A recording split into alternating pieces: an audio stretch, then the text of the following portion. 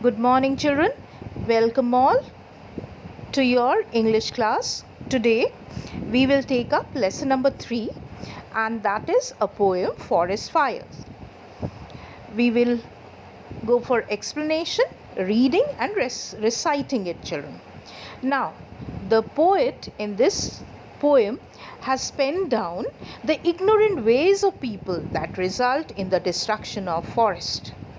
Now, these forest fires are caused by us, we human beings. Sometimes we unknowingly, children, in an ignorant way, we leave a spark left there, and we enjoy campfires, we enjoy camping all around the forest, but sometimes it happens that we people leave a single spark which just ends up to ablaze the whole forest.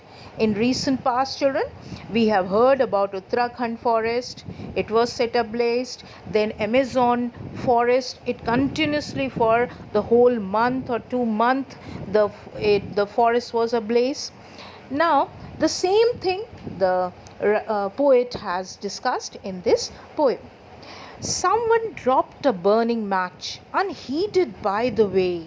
So, the first very line tells us that someone means a human being itself, must have dropped a matchstick, and it had a little bit of spark in it, and he just unnoticed, he never noticed anything that he was the one or she was the one who dropped a burning matchstick.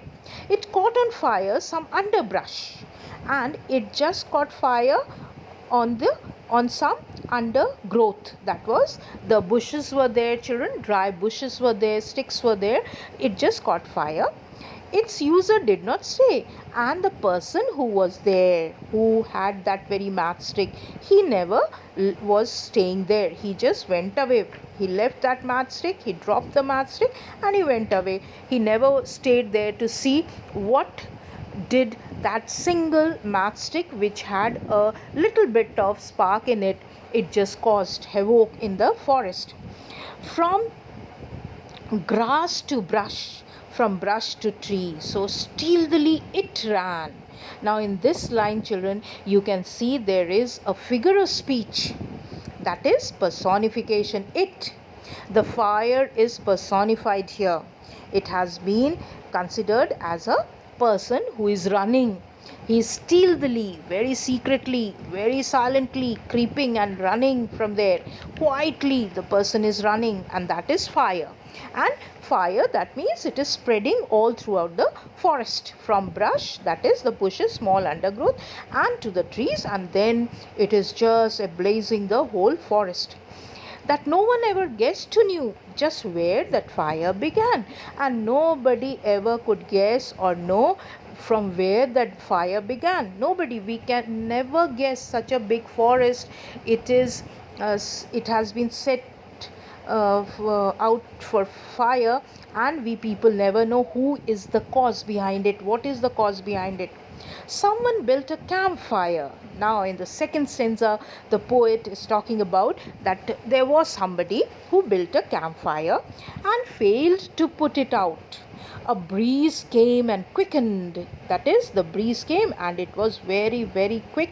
The embers spread about, and the embers, it just spread about. That is, children, the hot red pieces of wood left behind after the fire has burnt out, that is, those are the very dangerous red hot pieces of wood. Still the fire is left there, the spark is left there. They are the dangerous embers. They started spreading, and soon the woods were blazing. The fire spread and spread. The trees that took long years to grow stand blackened now and dead. So they were all they turned into ashes. Sorry. Someone saw a little fire. As he was passing by, he did not stop to put it out. He did not even try. He had not started it, of course. He had no time to spare. That it might start a forest fire, he did not even care. Now, in the third stanza, the poet is talking about a person who saw a little fire. He saw that fire burning there, a small fire burning there. Might be the campfire, a small spark was still there as he was passing by, but he never ever tried to stop or put it out, put the fire out. We have to do it, children. Wherever, if you ever find, if you come across all these things, children, in your home or outside, children, just try to put that fire off. He did not even try, but the person did not even try. He had not started it, of course. He thought that I never went for starting this fire, I never lit the fire, so why should I go for putting it out? He had no time to spare. He thought that I don't have any time, I have to do a lot of work, I can't just waste my time in putting this fire out, that it might start a forest fire. And he never thought about that this little spark can start a forest fire, it can destroy the whole forest.